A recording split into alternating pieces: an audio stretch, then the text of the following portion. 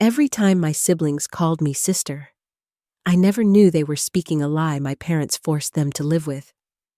For 38 years, I was Anya Cullen, the baby of the family. I believed in the smiles, the perfect holiday photos, and the simple truth of our life.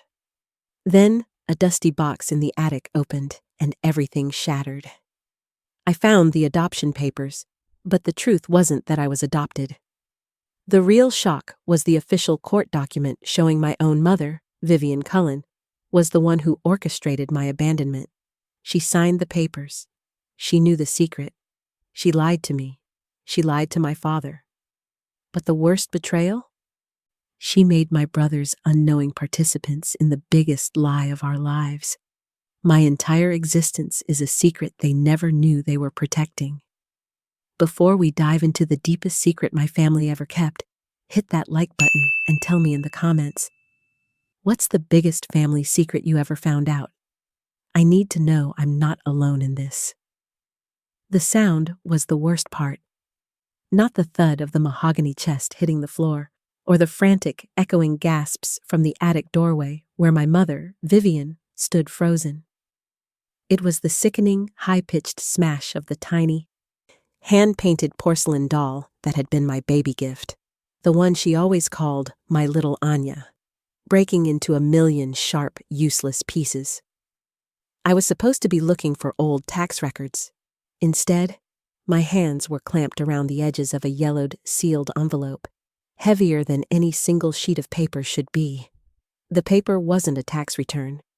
It was an official original birth certificate, issued in the county of Essex, for a baby girl named Anya. And both parent lines were blank. My breath hitched, sharp and cold, like breathing in winter air too fast. I hadn't even looked at the document inside the envelope yet. The heavy paper, the official stamp, the simple, undeniable truth of the word original stamped in faded purple ink on the front. It didn't matter. What mattered was the second, smaller packet that tumbled out of the fallen chest. It was a faded manila folder, brittle at the edges, containing a court document stamped with a judge's seal and the word adoption bolded at the top. The moment I saw my parents' names, Vivian and Gideon, listed as the petitioners, the entire attic, with its dust motes dancing in the one slice of sunlight, tilted sideways. It wasn't a document about me. It was me. Everything I thought I knew, the simple foundation of my life as a Cullen, the youngest daughter, the baby sister to my brothers, Holden and Tobin, shattered as completely as that porcelain doll. I heard my mother's voice, a thin, terrified sound I barely recognized, cutting through the silence. "Anya, what have you done?" She wasn't talking about the broken chest. She was talking about the papers in my hand. Her face, usually so composed and gentle, was a roadmap of panic and guilt. Her eyes darted from the documents to the doorway, and then back to me, the color draining from her cheeks until she looked ghostly. The first question that slammed into my mind wasn't, who are my real parents? It was a colder, more devastating blow. Why now? And why did you hide it? I was 38 years old. 38 years of knowing smiles, birthday traditions, and what I thought was an unbreakable bond, all built on a foundation of silence. I didn't yell. I didn't cry yet. My voice was low, deadly quiet, and I surprised myself with its steadiness. "Who is this?" I held up the adoption decree, the edge of the stiff paper pressing into my palm. My mother took a hesitant step closer, her hands fluttering up as if to physically push the truth back into the broken chest. "It's nothing, sweetheart. Just some old family papers. Please, put them down." The casual lie, after 38 years of the deepest secrecy, was the ultimate insult. It was a dismissal, a final attempt to keep me in the dark. It told me they weren't sorry for keeping the secret. They were only sorry I had found it. I didn't let her finish. I knew her pattern, a soft lie, followed by tears, followed by the silent treatment until I felt guilty for asking. Not this time. My focus sharpened from the simple fact of adoption to the title of the court document, a petition by Vivian and Gideon Cullen. They knew everything. They just hadn't told me. But then a new, paralyzing thought hit me, like a physical blow to the gut. If I had never known, what about them? My brothers, Holden and Tobin, the two men I loved and admired, the men I shared every childhood memory with, did they know their baby sister wasn't really their sister? The question was a venomous, dizzying spiral. I looked past my mother's pleading, terrified eyes, past the attic's dusty gloom, and out the small, grimy window where a sliver of the world still looked normal. And I knew. I needed to know the truth, not just for myself, but for them. Do Holden and Tobin know? The whispered question was a grenade, and I watched my mother's face explode with the shock of being found out. This was the real betrayal. My earliest memory of Sycamore Lane isn't the swing set or the smell of cut grass. It's the quiet. A profound, almost heavy quiet that blanketed our house, especially at dinner. Holden and Tobin were 8 and 6 years older than me, respectively, and already operating in their own world of sports and secret boys' clubs. I, Anya, was the bright, noisy interruption, the last-minute surprise, the family's little blessing. That's what Dad, Gideon, always called me, our little blessing. But in that quiet, when the only sound was the clinking of silverware, I often felt like a lone star in a sky full of shadows.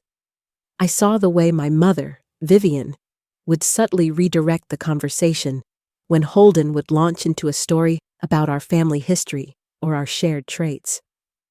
"Oh, that's your father's side, dear," she'd interrupt, her hand a warm, firm weight on my forearm, a gesture that felt less like affection and more like a gentle, constant steering away from a dangerous edge.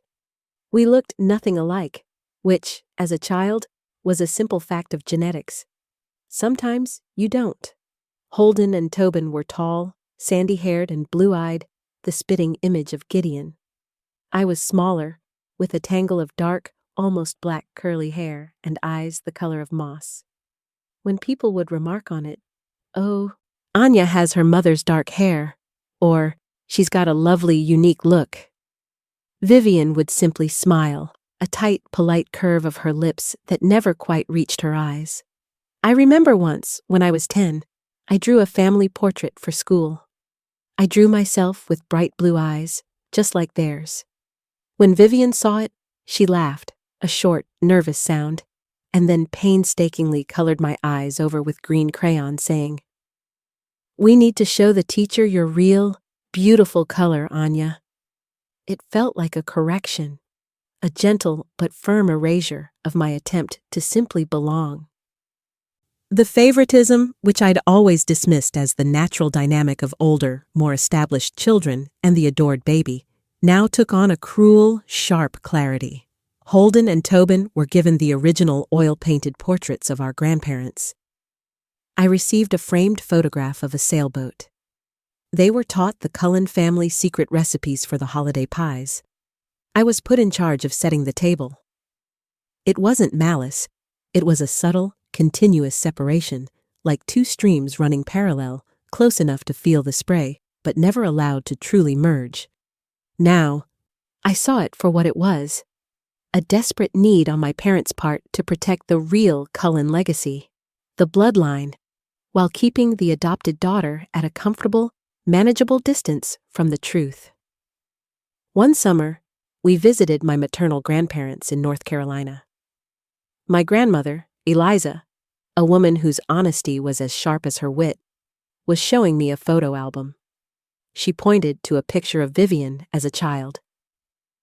"Look how much you look like your mother here, Anya," she'd said, a simple, loving lie that had comforted me for years. But then she'd flip the page to a picture of Gideon holding a very young Holden and Tobin. She paused, a strange, hesitant look on her face, and then, inexplicably, slammed the book shut.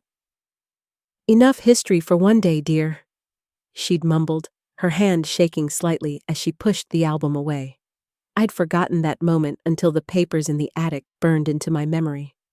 That slight tremor, that look of fear in her eyes, wasn't just old age, it was the fear of slipping, the fear of an old woman, exhausted by years of silence, accidentally letting the massive, suffocating secret out.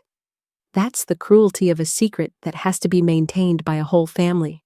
It doesn't just silence the person who knows the truth, it silences the whole house. Sycamore Lane wasn't a home of love. It was a cathedral of silent lies. The quiet wasn't peace. It was the constant, exhausting effort of everyone around me holding their breath. And now that I had exhaled that secret for them, the air was thick with the dust of broken trust. I had to know when the lie began and who else was standing watch over my life. The adoption decree had a date, October 14th, 1987. That was the day my life, the life I knew, began. But what happened on the day before? The silence on the drive from Sycamore Lane back to my own home, a small, cozy bungalow 10 miles away in the city, was louder than any screaming match could have been. My husband, Declan, was at a medical conference across the country, which was both a relief and a lonely burden. I was alone with this nuclear truth. My father, Gideon, usually a tower of easygoing strength, called me 5 times, his voice on the voicemail machine sounding strained, panicked, and utterly unfamiliar. "Anya, please, call us. We need to talk. Don't do anything rash." Don't do anything rash. That phrase, usually reserved for my impulsive teenage self, was the first real clue to their current state of mind. They were terrified, not of my pain, but of my action. They weren't focused on healing the wound. They were focused on stopping the bleeding, on putting the lid back on the jar of secrets. I sat on my living room floor, surrounded by the papers I'd shoved haphazardly into my purse. The official court decree, the original birth certificate, and one tiny, faded newspaper clipping tucked into the adoption file. The clipping was what drew my eye. It was small, no more than 3 column inches, dated October 15th, 1987, from a city 2 states away. The headline, simple and brutally factual, read, "Newborn abandoned at county hospital." The article mentioned no names, only the baby's sex, female, and the note left with her, a plea for a better life. The date was 1 day after the date on the adoption decree. The math didn't add up. Why would an adoption be finalized on the 14th if the child was found on the 15th? The timeline was wrong. A jagged piece of evidence that didn't fit the neat box of foundling, adopted by loving parents. I moved to my computer, my fingers shaking as I typed the names Holden Cullen and Tobin Cullen into the search bar. I wasn't looking for their social media. I was looking for their public lives, hoping for a tiny, telling crumb. Holden was an established architect, a family man, and the most fiercely loyal person I knew. Tobin was a freelance investigative journalist, a fact that, in a sudden, sharp twist of irony, made my stomach clench. He lived by the truth. Could he possibly know the biggest lie in our family? I found Tobin's archived articles, hundreds of them spanning his career. I searched for keywords: adoption, foundling, hospital, 1987. Nothing. But I found something else. A small, self-published essay from his college days, tucked away on an old blog, titled, "The Truth I Could Never Write." The essay was about the overwhelming pressure to live up to a legacy built on unwavering stability and perfect appearances. He wrote, without naming names, about a family secret so big, so heavy, it could crush a house, and how the burden of protecting that secret made him feel like a fraud. He never revealed the secret, but the emotional intensity of the piece was a gut punch. He knew something. Not necessarily the secret, but a secret. one that felt like a chasm under the foundations of our home. It was the emotional bait I needed. The story wasn't just about my parents' lie to me. It was about the years of silent collusion and the emotional toll it had taken on everyone. My revenge was beginning to crystallize. It wouldn't be a screaming confrontation or a dramatic exit. It would be a surgical exposure. I wouldn't just tear down my parents' carefully constructed wall of silence. I would find the structural weakness in the entire house and bring it down, brick by painful brick. And I would start by going back, not to the house on Sycamore Lane, but to the source of the secret. That small, 2 states away county hospital mentioned in the cryptic news clipping.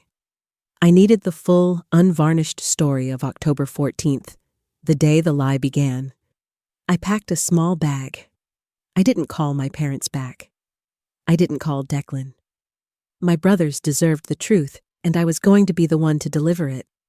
I drove for 6 hours, the faded newspaper clippings sitting on the passenger seat, like a small, aggressive ghost.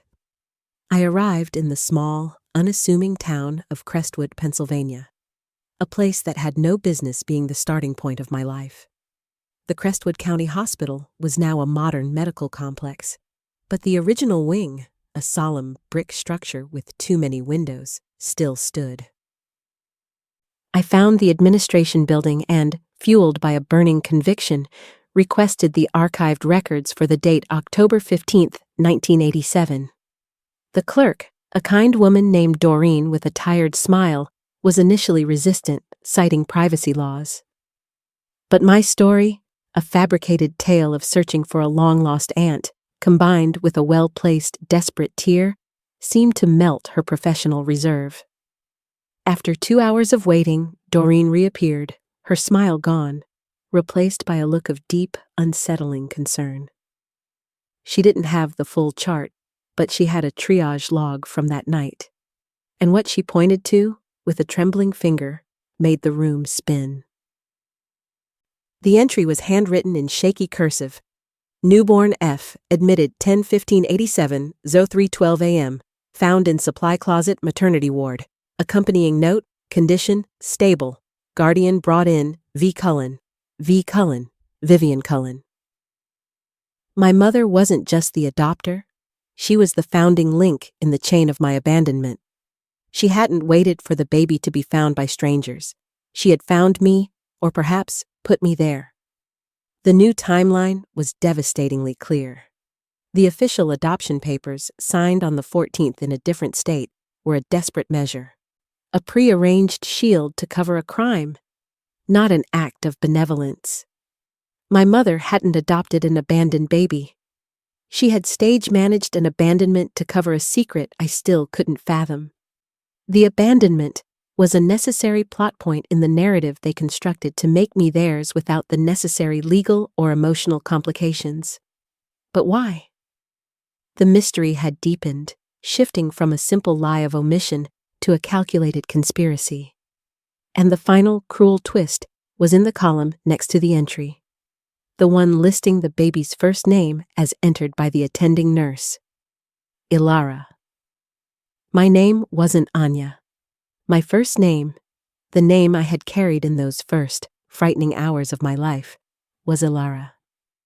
It was a small, silent scream from a life that had been forcefully erased. The realization hit me with the force of a physical blow. My mother had not just adopted me, she had kidnapped my identity. She had taken a baby and given her a new name, a new history, and a new, manufactured family. The simple, loving gesture of naming a child was, in my case, a final act of control, a cutting of the last, tenuous thread to my biological self. I thanked Doreen, my voice raw and unsteady, and walked out into the cold Pennsylvania air, the two names, Anya and Ilara, warring in my head. I had come looking for the truth of my parents' betrayal, and I had found a far more terrifying truth. My entire existence was a forgery. My focus shifted from seeking an explanation from my parents to seeking justice for the baby, Ilara, who was silenced all those years ago. My mother had carefully constructed the perfect family, but she had forgotten one thing. A foundation built on a lie, no matter how sturdy the house looks, is destined to crumble. My next step was no longer to ask my mother the why. It was to ask her, whose child was Alara? The gentle revenge I had planned was now a necessary excavation of a crime. I stood on the worn, familiar welcome mat of Sycamore Lane. I hadn't called. I didn't want a prepared defense. The air around me was charged, thick with the weight of my new knowledge. I didn't knock. I used the spare key hidden under the stone owl, a secret only true family knew. My parents, Vivian and Gideon, were in the living room, sitting on the sofa like two statues carved from grief. The atmosphere was a silent plea, a staged tableau of suffering designed to evoke my sympathy. It failed. I walked past them, not stopping until I was in the center of the room. The triage log printout from Crestwood County Hospital held loosely in my hand. "V. Cullen," I said, my voice cutting through the manufactured quiet like shattered glass. "That's you, Mom. October 15th, 1987, 3:12 a.m. You were the one who brought newborn F to the hospital supply closet. You didn't find her, you left her." I didn't yell, I stated the facts. The effect was infinitely more devastating. My father, Gideon, a man who had never cried in front of me, put his face in his hands, his body shaking with soundless sobs. My mother, however, didn't flinch. She simply closed her eyes, a look of profound, exhausted resignation settling on her face. "You should never have found those papers, Anya." "Don't call me Anya," I snapped, the single sharp command finally breaking my composure. "My name was Alara. You stole my identity. The adoption on the 14th, the day before, was a lie, a cover story. I need to know who my biological parents are and what you did to them." That was the real point of pain for me now, not the adoption, but the deliberate erasure. Vivian opened her eyes, and for the first time, I saw not the gentle, guiding mother, but the weary, desperate woman who had orchestrated a life-altering deception. She looked old, defeated, and truly, tragically alone. She spoke, her voice a dry rasp, the words finally tumbling out after decades of forced silence. "There was no finding her, Anya. I was her mother." The 4 words hit me with a force that made my knees buckle. I was her mother. Not my adoptive mother. My biological mother. The truth wasn't a secret about my adoption. It was a secret about my conception. The adoption decree was a legal framework for a woman to adopt her own child, to hide a pregnancy from her husband and community, and to erase the child's true beginning. It was a secret so huge, it devoured the simple, loving life I thought I had. I stared at her, the room a spinning vortex of disbelief and pain.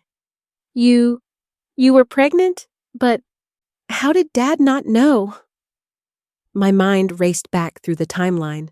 My brothers, Holden and Tobin, already teenagers, the years of quiet, the separation, the lies.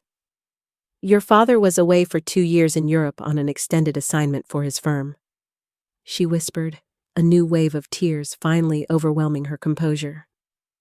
"I was lonely, Anya. So lonely." Her eyes were full of a raw, desperate shame. The man wasn't a stranger. He was a fleeting, temporary connection that had resulted in me. My father, Gideon, was weeping because he wasn't just a cuckold. He was a man who had loved his wife enough to adopt her child, his child's half-sister, and keep the betrayal a secret for 4 decades.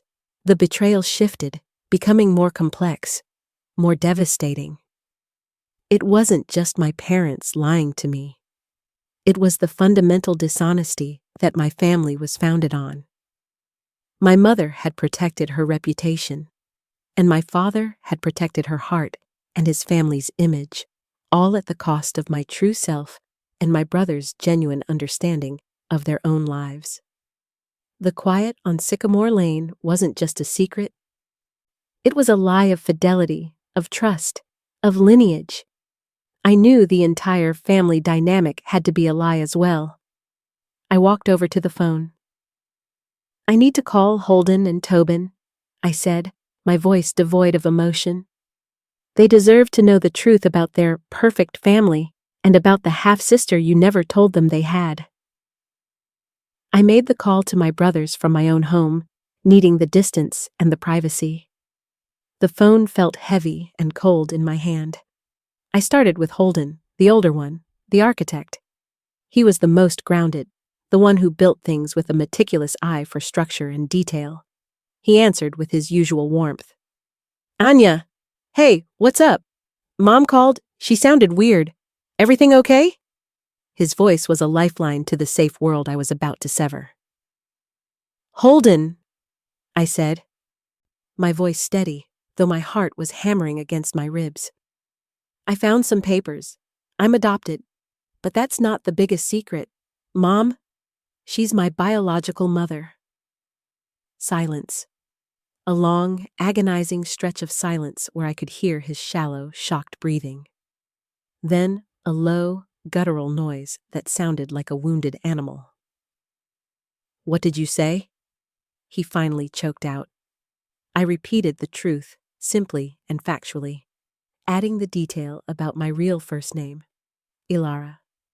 I explained the fake abandonment, the predated adoption decree, and the 40-year conspiracy to bury the truth of my conception and birth. Holden's professional calm fractured instantly. He didn't just question me. He questioned the very foundation of his life. "No, Anya, that's insane. Dad would never, Mom would never. We're Cullens. We don't have secrets like that." His immediate response was not pity or understanding, but outright denial, a desperate, last-ditch effort to keep the blueprint of his perfect family intact. He was rejecting the truth not because it was painful, but because it made his entire, ordered world a lie. The meticulous architect suddenly found the foundation of his own life was made of sand. Then, the shock morphed into a chilling, unexpected rage. "You found this in the attic? Did you go looking for it? You're tearing the family apart for some old document." The classic reaction of the betrayed shooting the messenger. He wasn't mad at my parents for the lie. He was furious with me for the truth. His anger wasn't selfless. It was a desperate protection of his own, comfortable narrative of his life as the firstborn son of a faithful marriage. I realized his deep-seated attachment to the family legacy wasn't just pride, it was his identity. Without the perfect, pure Cullen name, his achievements felt diminished. "Holden, listen to me," I interrupted, my voice hardening. "This isn't just about me being adopted. It's about Mom carrying a baby during Dad's absence. You and Tobin have a half-sister you never knew, and you've been living in a house where your mother betrayed your father, and they both lied to you every single day of your life." The word half-sister seemed to lodge in his throat. The final, brutal reality of my existence shattered his denial. The silence that followed was different. It was the sound of a man mentally calculating the damage to his world. "Tobin can't know this," he finally whispered, the panic in his voice giving way to a cold, protective strategy. He's different. This will destroy him." Holden's concern wasn't for Tobin's emotional well-being. It was a pragmatic fear of the fallout. Tobin, the investigative journalist, the seeker of truth, would not only be hurt, he would be active. He would tear the story apart. And for Holden, the architect of stability, that was the ultimate threat. His demand to keep the secret was my final piece of evidence. Holden knew nothing about the adoption, but he was a willing accomplice in the lie that followed. My next call, to Tobin, would be my true reckoning. I called Tobin immediately after hanging up with a distraught and manipulative Holden. "Tobin, the freelance investigative journalist, was my only hope for true, unvarnished justice.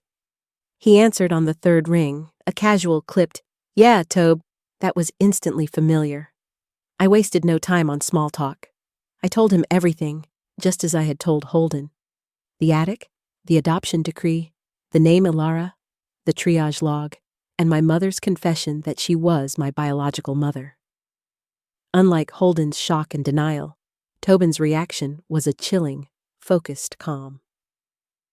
"I'm driving to you now, Anya. Don't call anyone else. Don't go anywhere, and text me a picture of that triage log immediately." There were no tears, no gasps of disbelief, only the precise, demanding tone of a professional investigator who had just been handed the case of his career. When he arrived half an hour later, he didn't hug me. He walked straight to my kitchen table, where I had spread out the documents, and began sifting through them with an intense, surgical focus. "This," he said, tapping the triage log, "is the key. The V. Cullen entry, the date, the location, it's a goldmine." He wasn't talking about his sister's life. He was talking about evidence. Then he looked up, his moss-green eyes, the ones I now knew I shared with him, fixed on mine with an expression of profound, weary pain. "I knew there was something," he finally whispered. "I didn't know what, but I knew the truth was a ghost in that house. That college essay I wrote? It was about the silence. The constant, suffocating silence of Mom and Dad walking on eggshells. I always thought it was financial. Never this." Tobin pulled out a small, worn, black moleskin notebook from his jacket pocket. It wasn't a journalist's tool. It was his personal truth journal. He flipped it open, his finger running down a list of names. "Anya, I need to tell you something. I did my own digging a few years ago. Not for a story, but for me. I ran a DNA test, just a commercial one, the kind you get online. I was looking for a genetic marker, a family history, anything to explain the quiet." My heart slammed against my ribs. "And?" "The results came back, showing I had a full sibling, Holden, and a half-sibling I didn't recognize. The half-sibling matched you. I was going to confront Mom and Dad last Christmas, but I chickened out. I thought maybe it was a mix-up.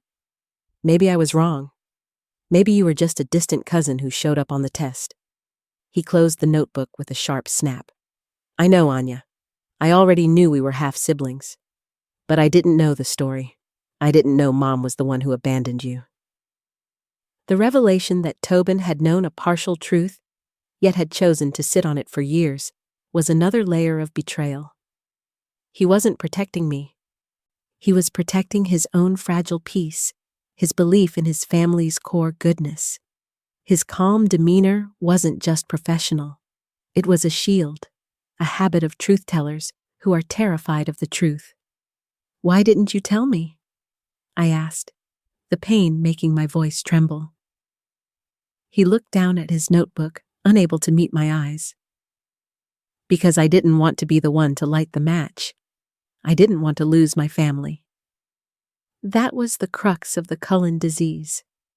The desire to protect the family image at all costs, even the cost of the truth. But now, with the full story laid bare, Tobin's investigative instinct took over. He wasn't a frightened little brother anymore. He was a journalist with a target. He knew the next move had to be about closure for Ilara, not comfort for Anya. He pointed to the original birth certificate. "Anya, we need to find your biological father, the man who lived 40 years of his life not knowing he had a daughter. He's the key to your full identity. I can use my contacts. This is no longer a family secret. It's an investigation, and we're going to use the DNA results to find him." The next few days were a blur of cold, calculating work. Tobin and I formed a temporary, uneasy truce. He handled the logistics, connecting with a forensic genealogist, leveraging his journalistic contacts to search decades-old city registries in Crestwood, PA, for men who worked for Gideon's firm in Europe during the time frame of my conception. He was a machine, driven by the need to fill in the blanks of his story, and his energy was contagious. Holden, meanwhile, became the ghost in the machine. He didn't call. He didn't text. He was actively boycotting the truth, choosing to align himself with the comfort of his parents' long-held lie.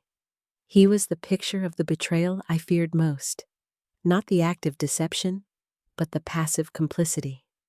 My parents, Vivian and Gideon, were a different kind of wound. They called constantly, their voices tight with fear. Not for my well-being, but for the exposure that would ruin their long-held, carefully curated reputation in their small, exclusive social circle. Gideon's voice was the most agonizing. "Anya, your mother is sick with worry. Please, for her sake, let this go. You're our daughter. Nothing changes that. If you need money, if you need anything, please." The offer of money was the ultimate insult, a bribe to bury a life. They wanted to manage the problem, not heal the hurt. The climax of their panic came on Friday. They showed up unannounced at my house, walking right past Tobin, who was entrenched at my kitchen table, surrounded by maps and documents. Vivian was tearful, but Gideon was furious. He fixed his glare on Tobin. You're the one stirring this up. You can't write this story, Tobin. It will destroy your mother. It will destroy the family." The price of their family stability was finally laid bare. Vivian's reputation and Gideon's pride. Tobin didn't even look up from his work. He simply said, his voice quiet but deadly, "I'm not writing a story, Dad. I'm finding my sister's father, and whether or not I publish my findings is up to Ilara." The use of the name Ilara was a deliberate, sharp knife. It stripped the pretense from the room. Gideon turned his blazing anger on me. "You're not doing this for yourself, Anya. You're doing this for revenge. This is payback." His accusation struck a nerve. He was right. Part of me, the hurt, 38-year-old part that felt every birthday, every holiday, every "I love you," was a performance, wanted revenge. I wanted to shatter their porcelain life as completely as they had shattered mine. But the bigger part of me, the one guided by the new, demanding name of Ilara, wanted justice. I looked him straight in the eye. "This isn't revenge, Dad. This is the cost of your silence. You didn't just lie to me. You forced my own life to be a lie for 40 years. The debt for that is the truth, and I'm collecting." The scene ended not with a bang, but with a defeated, drawn-out exit. Gideon, realizing he had lost control of the narrative, took Vivian's arm, and they walked out, their backs stiff with a shame that was finally fully earned. Tobin watched them go, then turned to me, a small, triumphant, yet weary look on his face. "We have a lead, Ilara." He pushed a photocopy of an old ID across the table. The name beneath the faded, grainy photo was Silas Thorne, my biological father. The journey to find Silas Thorne was swift, guided by Tobin's relentless research. He tracked Silas to a quiet coastal town in Maine where he worked as a lighthouse keeper, a perfect, solitary life for a man who had no idea a daughter was looking for him. The drive up the coast with Tobin was quiet. The only sound the hiss of the tires on the asphalt. We weren't just driving to meet a man. We were driving to meet the missing half of my identity. We found him in the shadow of the tall, white lighthouse, the air smelling of salt and distant pine. Silas Thorne was a man carved from granite and sea wind. He had my eyes, the same moss green but deeper, lined with the wisdom of the ocean. He was working on a small fishing net, his hands strong and weathered. When I called his name, he looked up, and for the first time in my life, I saw a person who looked like me. The shock of the resemblance was a current that ran through me, a profound, immediate connection that erased the years of searching. Tobin, recognizing the gravity of the moment, stepped back. I walked toward Silas, holding a laminated copy of the original birth certificate with Ilara written as the name of the child, and my mother, Vivian Cullen's, handwriting on the accompanying note. My name is Anya Cullen, but you might know me as Ilara. I was born in October 1987 in Crestwood, Pennsylvania. The words were simple, yet they contained the explosion of my life. Silas dropped the net. It fell to the wood planks with a soft thud. He didn't gasp. He simply stood there, a profound, agonizing realization dawning on his face. He reached up, his hand trembling, and touched my cheek. "You have your mother's curls," he whispered, his voice thick with a pain that echoed my own. He knew Vivian. The story wasn't a lie. I was his daughter. He invited us into his small, sparse home attached to the lighthouse, where every piece of furniture was made of heavy, solid wood. He told us the story. It wasn't a tale of grand, sweeping romance, but of a brief, intense connection with Vivian when she was working for a short time at a satellite office of Gideon's firm. She told me she was married, that her husband was overseas. It was lonely. She was lonely. He admitted they had a short affair, a desperate connection born of mutual loneliness, but when he found out she was pregnant, everything changed. "I wanted to be a father," he said, his voice cracking. But she was terrified.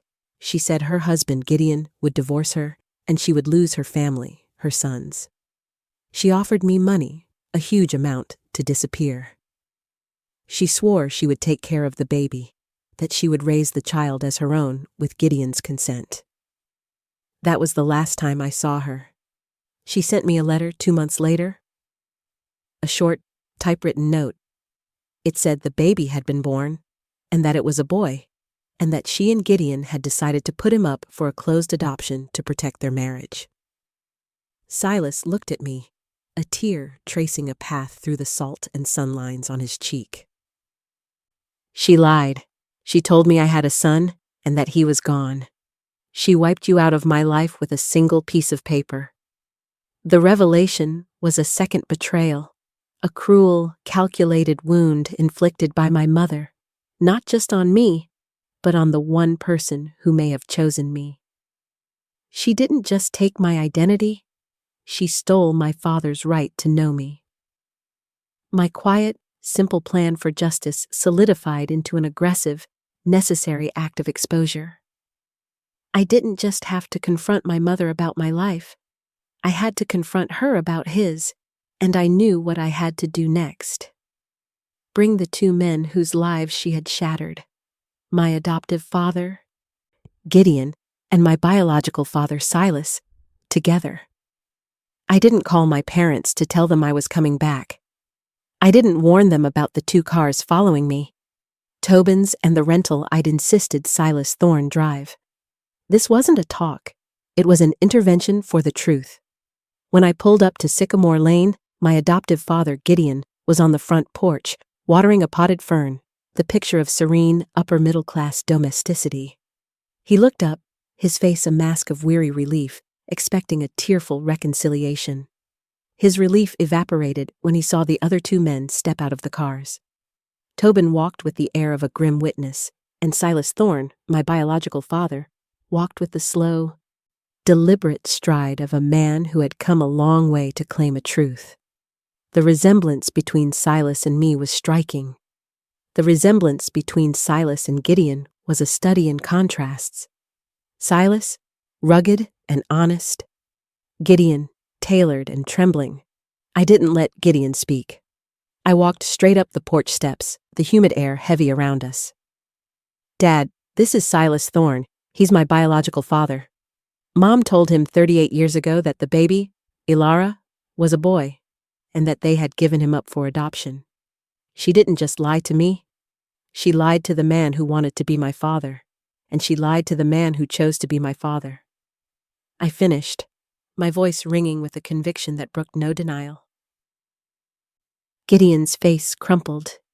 His eyes darted to Silas, then to Tobin, and finally to the living room window, where I saw the shadow of my mother, Vivian, standing motionless.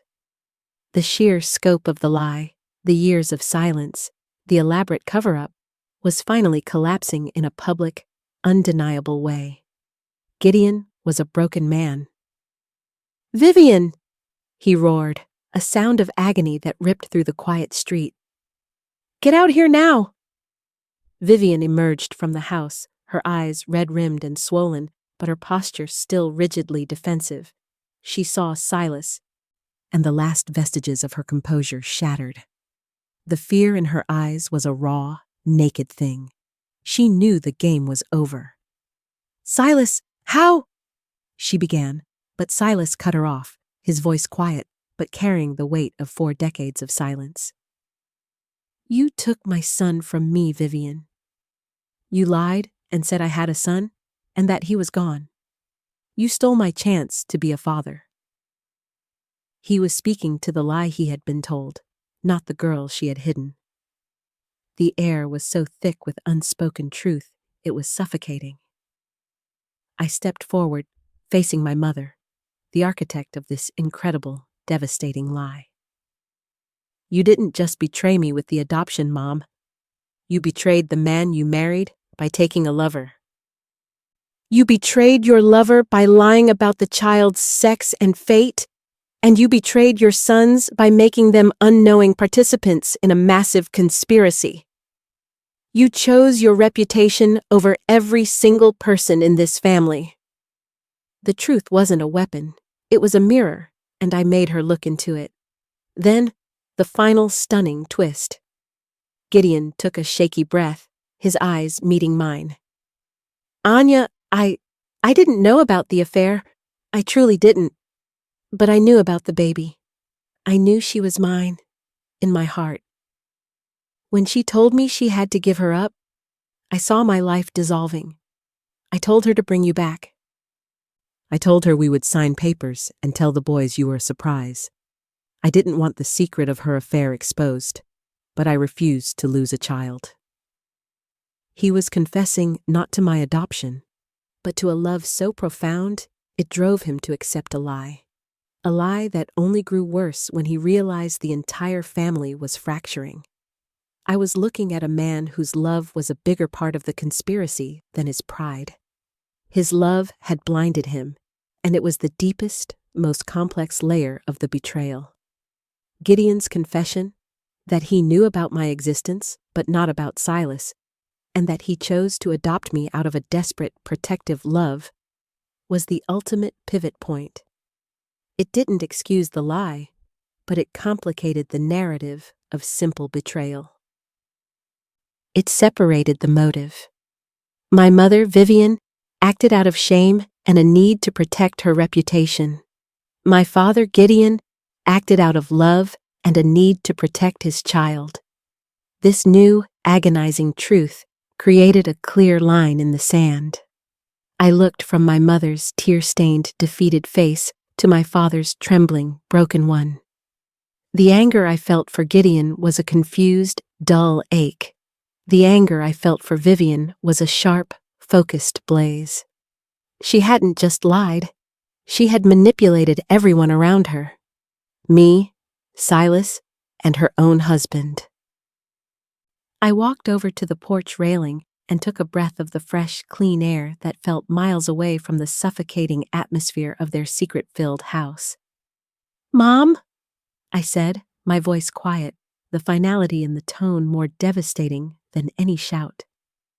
"You don't get to keep me. You kept the truth from me for 38 years. You kept the truth from my father, Silas, by lying about my sex. And you kept the truth from the man who loved you enough to adopt me. You are the sole architect of this web of lies." I turned to my father, my eyes softening. "Dad, you made a mistake, a big one. You chose silence over truth, but you also chose me, and I can't erase that."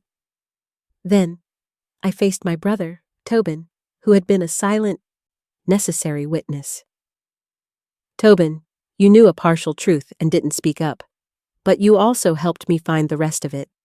You're the reason I'm whole. Thank you." He simply nodded, his eyes full of a new, hard-won respect. The family was fracturing, but a new, more honest family was beginning to form on the rubble. My mother made one last, desperate grab for control. "Anya, don't do this! Don't cut me out! Please! I'm your mother!" But I was done. I turned to Silas. "I'm going to spend time with you. I'm going to learn about the other half of me. I'm going to learn about Ilara." It was a simple statement, but it was my most potent act of revenge. It was not a physical action, but a reclamation of my time, my future, and my identity. I walked over to the front door, grabbed the house key I had used to walk in, and placed it gently on the small, silver-plated dish on the entryway table. It wasn't a dramatic throw. It was a simple, ceremonial severance. "I'm not leaving the Cullen family, Dad, but I am leaving this house. The silence is too loud here." I walked back to my car, got in, and started the engine. Tobin gave me a sharp nod of farewell, and he got into his own car, ready to write the real story, the one for his journal. I watched in my rearview mirror as Silas Thorne, my biological father, approached my adoptive father, Gideon. They didn't shake hands. They didn't yell. They simply stood there, two men united by a single powerful daughter and divided by a woman's shame. The sight of them, two men broken, but not destroyed, was the cleansing fire I had been looking for. My healing didn't happen overnight. It happened in the quiet. I didn't go back to the bungalow. I spent the next month in Maine, living in a small guest cottage on the property of the lighthouse. Silas Thorne and I spoke for hours every day. He didn't try to replace my father. He simply filled in the blanks of my identity. I learned about his deep connection to the sea, his quiet love for music, and his unwavering belief in the simple truth. He showed me pictures of his own mother, a small, dark-haired woman with eyes the exact color of mine. Ilara finally had a face, a history, and a voice. The quiet of the coast was a profound contrast to the suffocating silence of Sycamore Lane. It was a silence of peace, not of lies. My relationship with Gideon became a series of long, therapeutic phone calls. He never once asked me to forgive Vivian, and he never once defended her. He simply spoke about his choice. "You are my daughter, Anya. Adoption or not, you are the child I chose to keep." He had begun seeing a marriage counselor alone, a profound step that acknowledged the damage was deeper than just my adoption. He was working to separate the man who loved his wife from the man who chose his daughter. We spoke about the future, about holidays, and about the cautious, careful rebuilding of a new, honest father-daughter bond. Tobin had become my truest, most consistent ally. He came to visit me in Maine, not as a journalist, but as a brother. We didn't talk about the secret anymore. We talked about our shared future. He was the only one who had the courage to tell me the truth about Holden, that my oldest brother was simply too attached to the perfect image to ever fully accept the messy reality.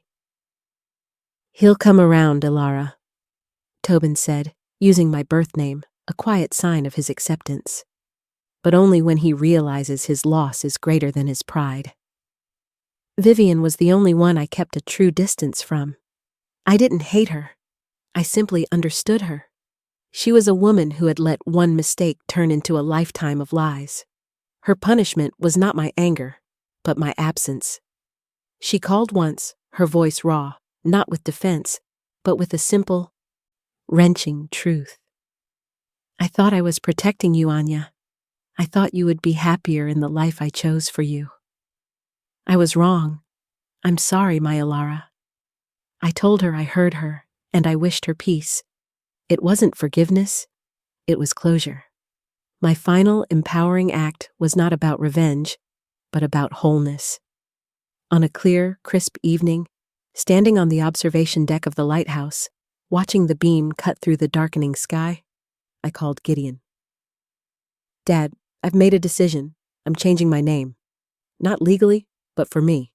I'm going to be Anya Cullen Thorne. My first name, the name he chose, my birth name, and the two names of the two men who had fought for me. It was a name that contained the entire, messy, beautiful, and devastating truth of my life. I hung up, looking out at the endless ocean. I didn't feel broken anymore. I felt whole. The secret had done its worst. Now, the truth had set me free. Not to be just Anya, the adopted sister, or Ilara, the abandoned baby, but Anya Ilara, the daughter who belonged to the truth. And that, I realized, was the most powerful revenge of all. I was finally home, and the silent house on Sycamore Lane could no longer hold my heart.